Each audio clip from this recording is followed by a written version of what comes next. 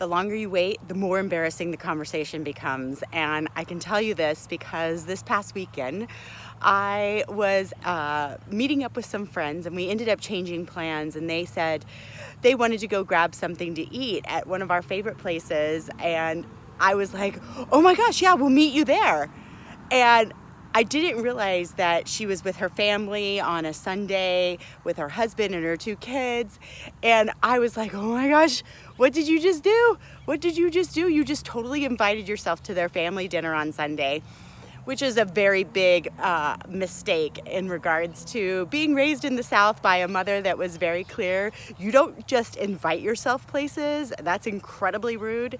And number 2, you certainly don't do it on a Sunday dinner with people that have specific time on Sundays to spend after church and everything else. So I had a moment where I was like, oh my gosh, what do I do? What do I do? So I was super humiliated.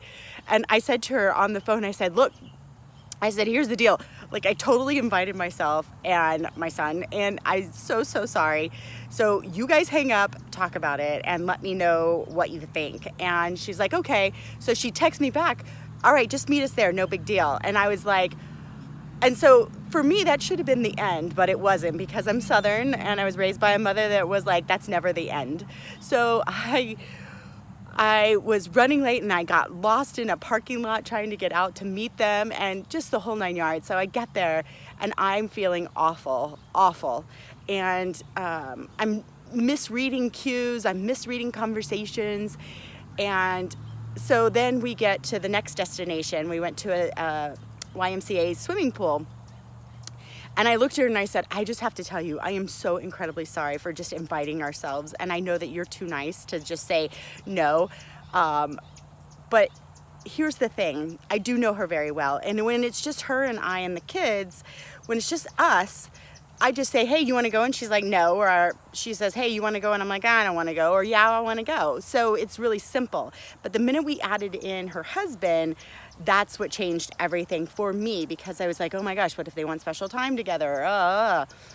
What if she doesn't, who knows? Anyway, point being is that I looked at her and I just looked at her with my heart and I said, I am so sorry. I literally just put my foot in my mouth. She's like, seriously, it's not that big a deal. We had a conversation. I would let you know. And from that point on, I felt like it was done. And I was so incredibly grateful, but I could have said it, pulled her outside before we ate so that I wasn't stressed the entire time we were eating that I was ruining their experience for them. And some may say, well, you're taking it too much. That's just being raised in the South with a mother that was very, very strict about people pleasing and not hurting people's feelings. So it may not be your experience, but if it is your experience, then know this, that what I would do differently is I would literally have had a conversation with her before we ate and said, look, we can bail, like no big deal. I totally put my foot in my mouth. And that's how I would have done it a little bit differently.